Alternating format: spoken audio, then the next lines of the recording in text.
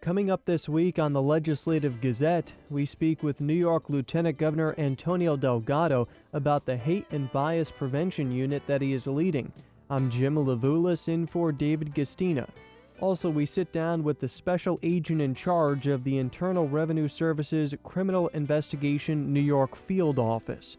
All coming up on the Legislative Gazette. Support for the Legislative Gazette comes from United University Professions, representing 37,000 academic and professional employees at SUNY campuses and teaching hospitals across New York State. Frederick E. Cole, President. UUPinfo.org.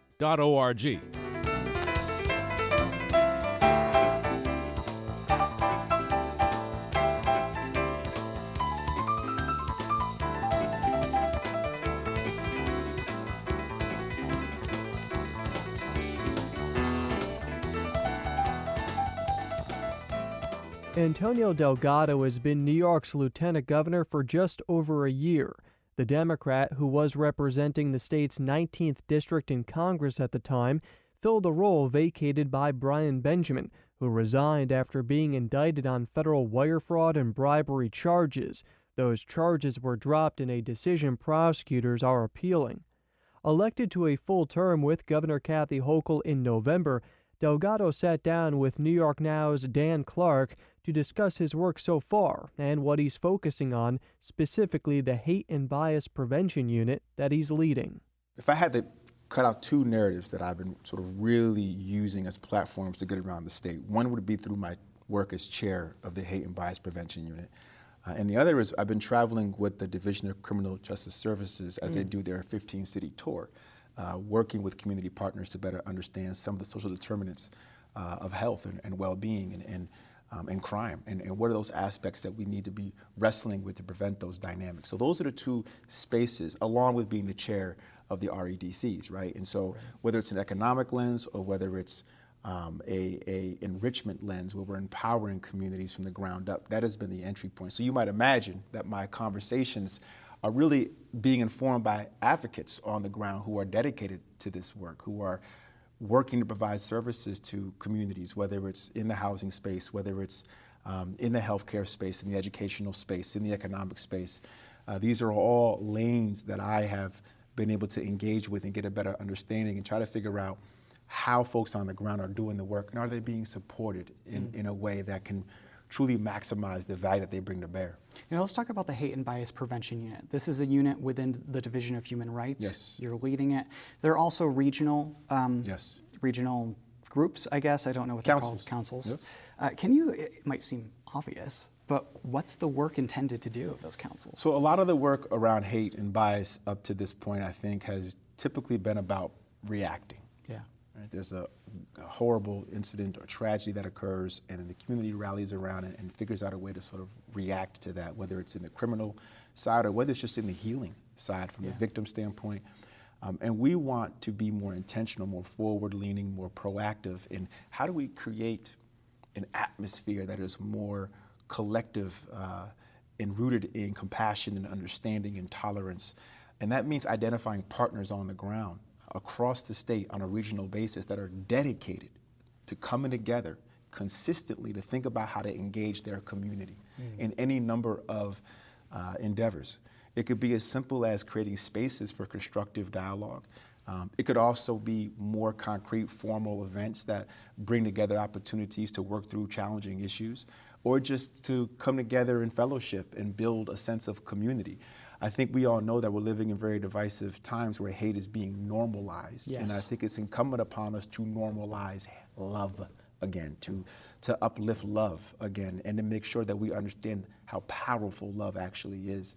No one's born to hate. That is a learned behavior. It is taught, as Nelson Mandela once said, love is natural. We're born loving. And I think it's incumbent upon us to do the work on the ground to bring that together. So this is a statewide effort. I can't tell you how humbled I am to be the chair of these councils. There are 10 councils all across the state. We've met now with 8 of the 10. I think we still have to do the North Country and Western New York. Those are our 2 last regions. But by the end of hopefully the next couple of weeks, we'll have a month or so, we'll have introduced and met with all 10 councils. And then each of those councils will, in their own way, begin to engage with their communities. This is something that is so difficult for me to even think about, because I feel like it's something that we shouldn't need. You know, as you were saying, we shouldn't need people to come up with plans to prevent bias and hate and things like that. We're living in such divisive times. You're going around to all of these councils and talking to a lot of people. I'm wondering, do you see any common trends among either the hate and bias in their areas or how they're responding? Well, I want to say to the point about something that we shouldn't need. I can understand why intuitively you might think that, but when you think about the way we are sharing information or not, you think about the echo chambers of misinformation and manipulation and the rabbit holes that people can fall down now so easily in ways that they might not have been decades ago. Yes. You think about how conspiracy theories now that were once really on the margins, way out now, can catch fire on the internet and become normalized in a heartbeat.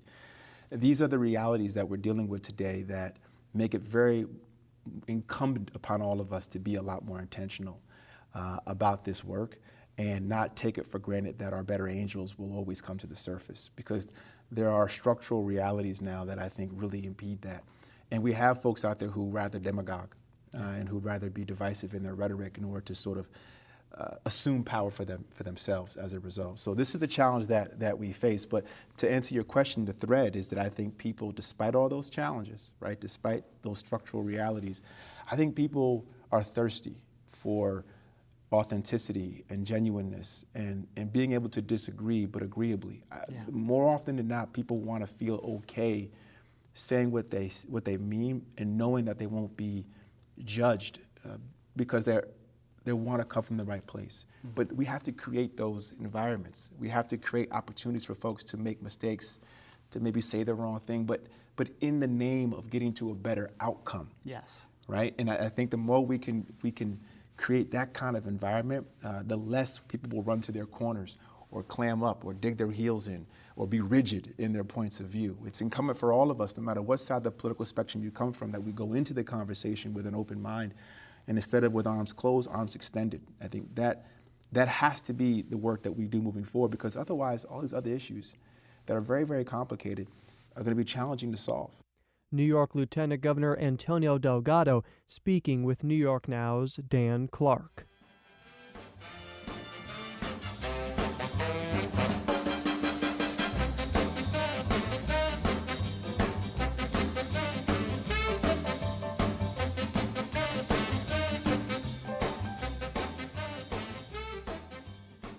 You're listening to the Legislative Gazette, a program about New York State government and politics. I'm Jim Levulis, in for David Gastina. An organization responsible for identifying $5.7 billion worth of tax fraud in 2022 is one of the lesser-known federal law enforcement agencies. The Internal Revenue Service's Criminal Investigation Division has more than 2,000 special agents and roughly 1,000 professional staff, making it the sixth largest federal law enforcement agency in the U.S. It's the only one authorized to investigate federal criminal tax violations. The New York field office, responsible for the entire state, is led by Special Agent in Charge Tom Fattorusso. The Capital Region native stopped by WAMC's studios to detail his agency's work and his path to the job. It was a long journey to get here. I've been in the role for 2 years now. The first year I was in an acting capacity. It took about a year to get certified into the SES, or the executive division, right? Because that goes through, it's a federal process, where you have to go through to get certified, and there's interviews and so on and so forth, and writing, and there's a whole procedure to become an executive in the federal government. Once I cleared those hurdles, I became an executive around March of 2022. So I've been in the official SAC of New York since 2022 in March. What's your professional background that led you to this point in your career?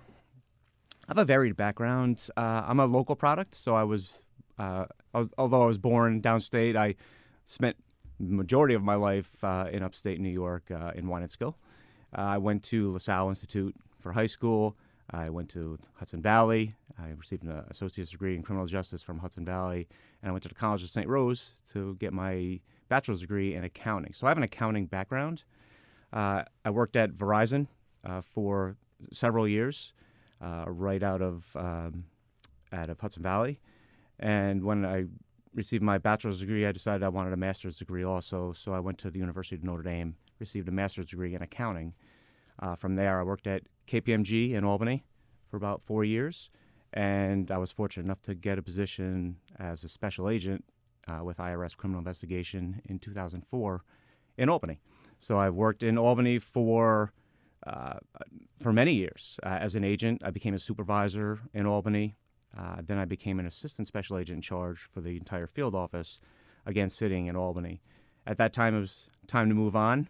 I moved to Washington, D.C., took over a program in Washington, D.C. It was our undercover program. So I ran the undercover program for the agency for about 2 years.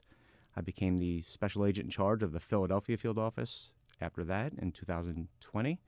And in 2021, as I said, I was fortunate enough to become the acting SAC in New York.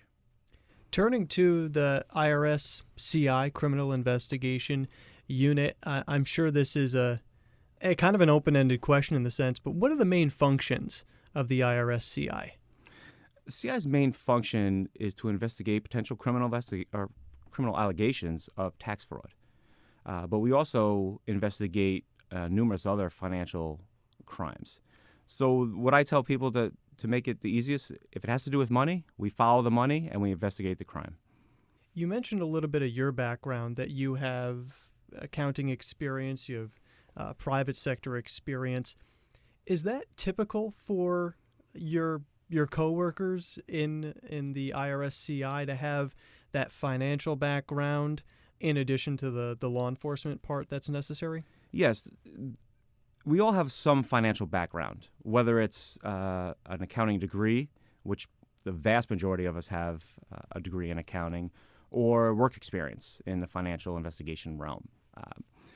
Some we take right out of college, so they graduate and we pick them up as a special agent. We send them to the training academy for 27 weeks at FLETC in Glencoe, Georgia.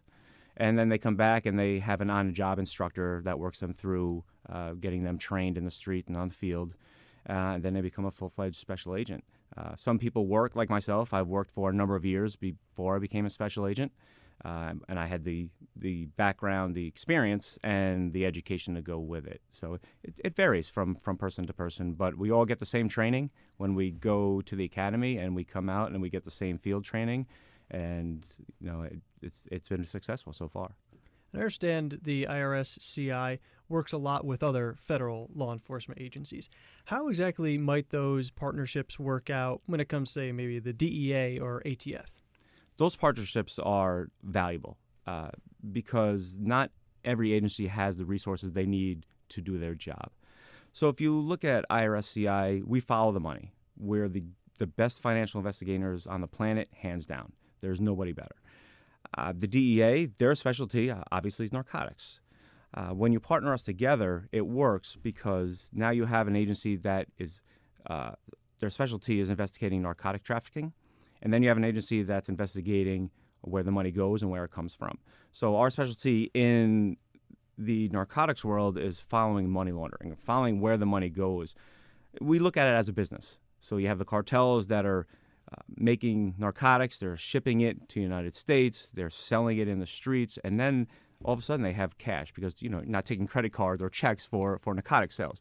So there's a load of cash that they need to get rid of. It's not easy to get rid of cash. So it's our job to find out where the cash is and where it's going, how people are getting paid, and how they're transporting that. Because, like I said, it's hard to transport loads of cash. So that's where our expertise comes in. Same thing with ATF. So ATF is their specialty, as their name implies, is alcohol, tobacco, firearms, and explosives. Again, we follow the money. So we partner. They're great at locating whether it's illegal weapons, explosives, or whatever the case may be, and then we try to track the organizations. So our job is, it doesn't stop when an arrest is made. So, for example, if there's a narcotics arrest, that doesn't mean the case is over. We're trying to find out who's supporting the organization, how the organization is structured, because there's somebody sitting at the top. And our job is to find that person sitting at the top and take that person down, because if you cut the head off the snake, then the whole body dies. So if you cut the head off the organization, then the hope is that organization dies.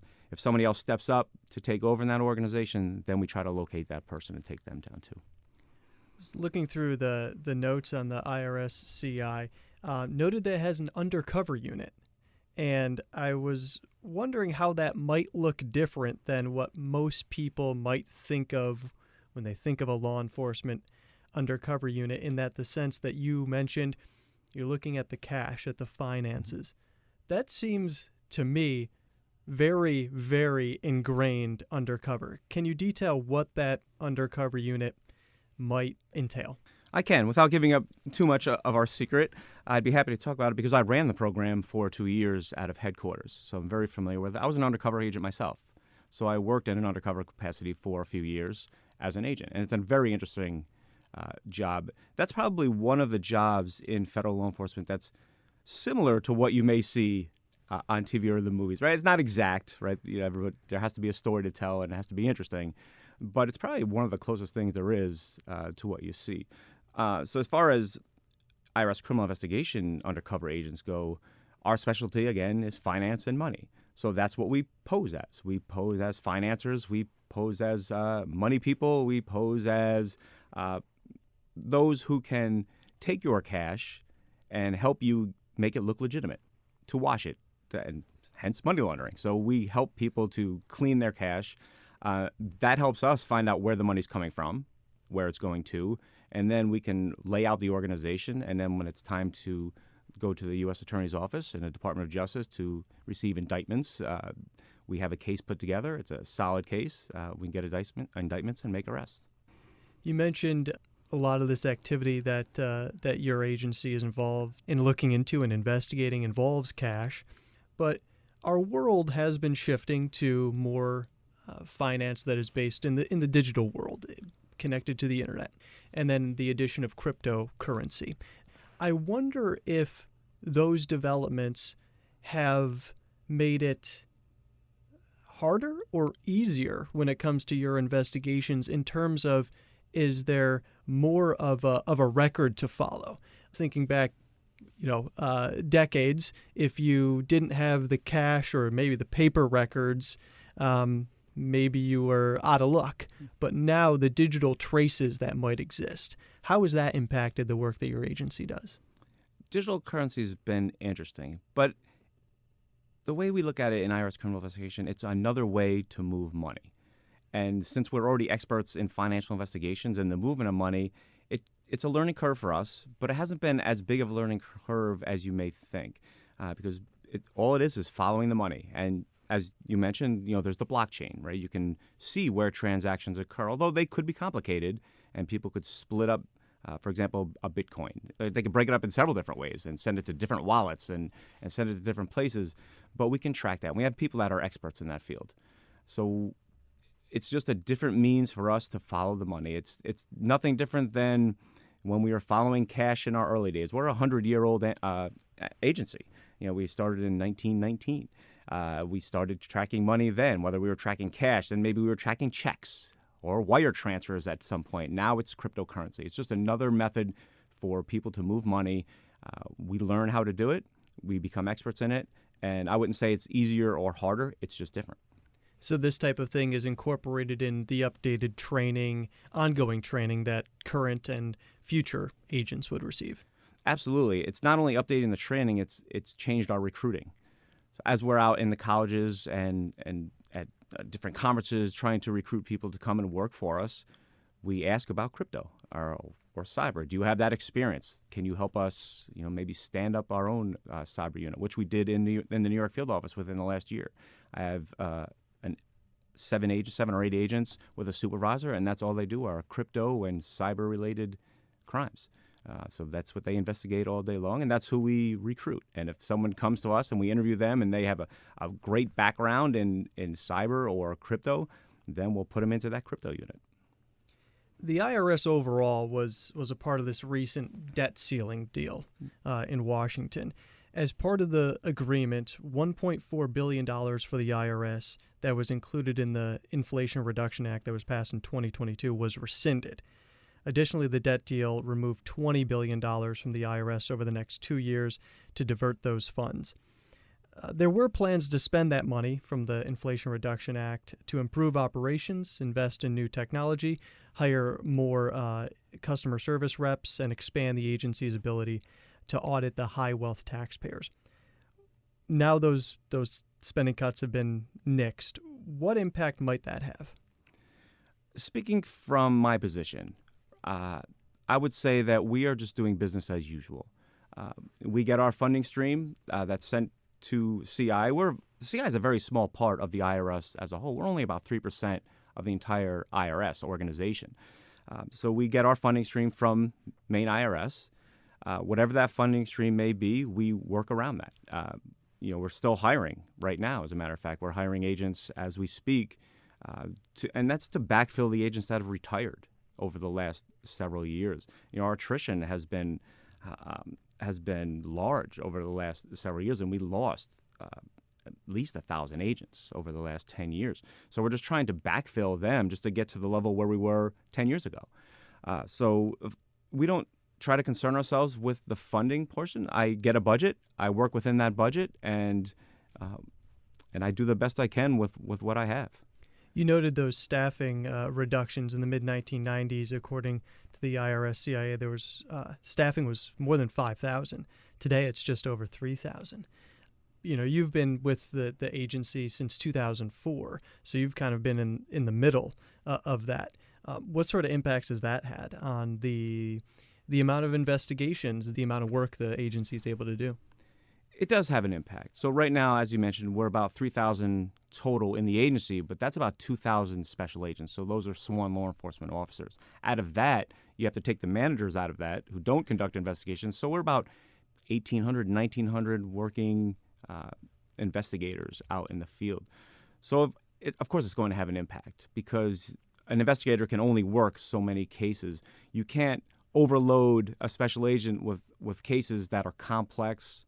Our cases could take 18 months to 2 years to complete. So you can't have 20, 30 cases in inventory at the same time. You'll never get them all done. So we try to work as best we can. We try to use force multipliers like using other agencies, and we're partnering with other agencies, not just federal agencies, state and local agencies also.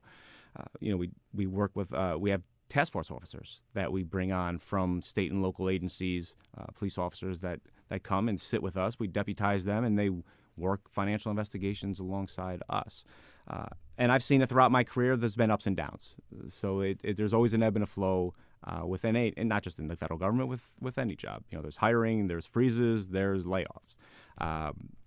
We just work through it the best we can and do the best job we can. The taxpayer pay our salary, and we want to give them the best return on their investment that we can. I mentioned the debt ceiling debate, and the IRS was a part of that. Part of that funding debate for the IRS included members of the IRS, investigators, becoming the target of, I think it's fair to say, political attacks. Has there been any reaction within the agency to hearing that out in the public?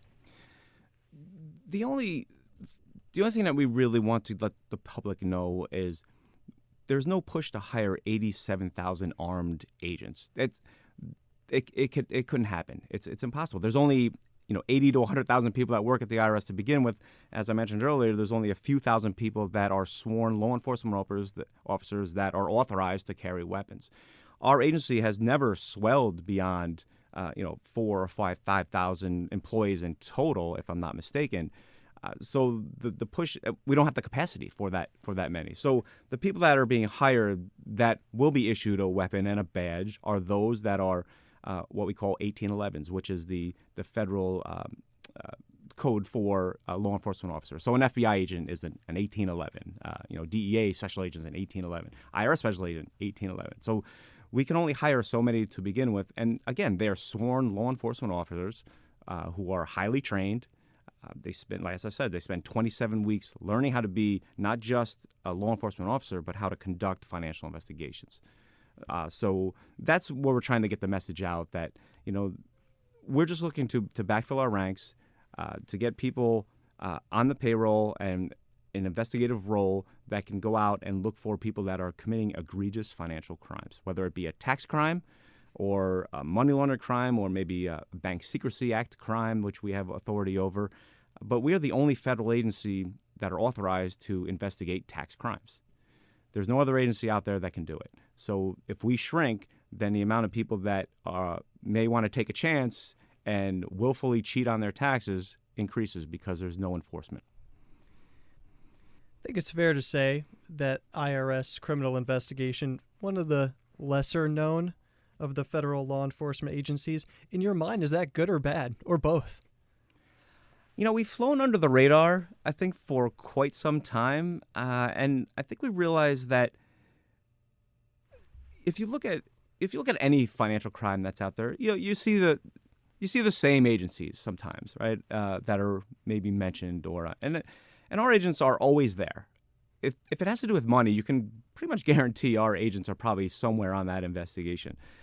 But I think we realized in the last few years it's better to maybe publicize. So, we're not trying to go overboard, but we are trying to get our name out there. So we've hired people like my public affairs officer here that get us to do interviews like this, or to get us in the paper, or to get us in the media, just to highlight what we do as an agency, what our agents are out there working on, to maybe dispel some of the things that people know or don't know about us. That they're going after people that are really egregious, and when you think about it, the people that are cheating on their taxes in a willful way, in a major way that rise to the level of criminality, are not stealing from the IRS. They're not stealing from the government. They're stealing from all of us, because somebody has to make up that difference in the tax gap. And the people that make that up are the honest taxpayers who pay their taxes on time every year and do it the right way.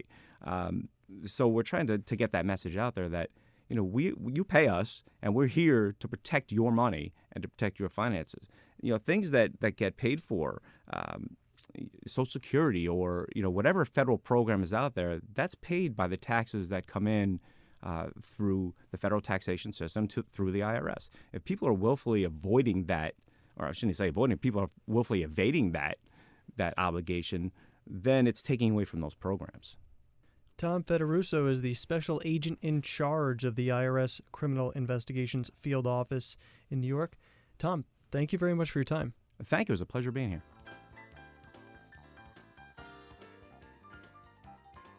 And that about does it for this week's show. The Legislative Gazette is a production of WAMC Northeast Public Radio.